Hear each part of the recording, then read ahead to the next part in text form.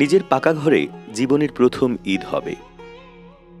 গরিব মানুষের জীবনে এর চেয়ে সুখের খবর কি আর হতে পারে।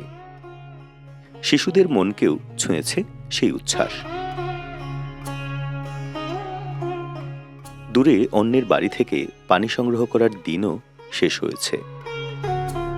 এখন নিজের বাড়িতেই পানির সুব্যবস্থা।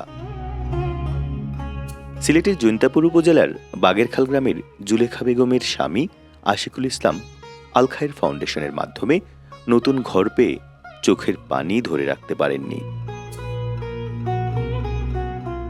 আমার ঘর আসিল না, আমরা মেঘ তুফান আমাদের এলাকার দোলা হইয়া বইতাম, মেঘ আইলে বৃষ্টি আইলে। এখন আমার ফাঁকার ঘর হয়েছে, আমি খুব খুশি আছি। দিছুন তার লাগে দোয়া করি সব সময় যেন তার আল্লাহ যেন ভালো রাখুন।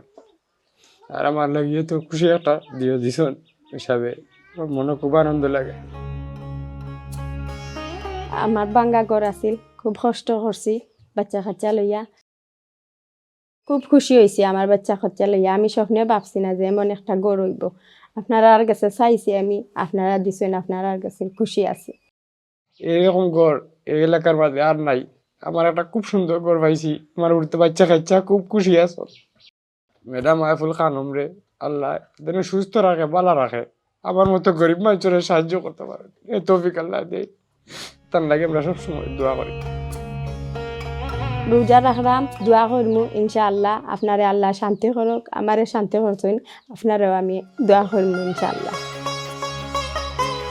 ঈদের আগ মুহূর্তে পরিবারটিকে এমন উপহার দিয়েছেন ব্রিটেনে বসবাসকারী মিসেস আইফুল খানম নামে একজন মানব দরদী মানুষ।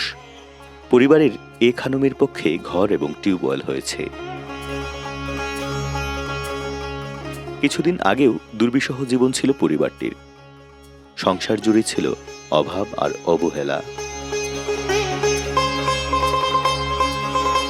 আল্লাহ তাআলা চাইলে এভাবেই মানুষের সুখ আসে, জীবন বদলায়। আমিন।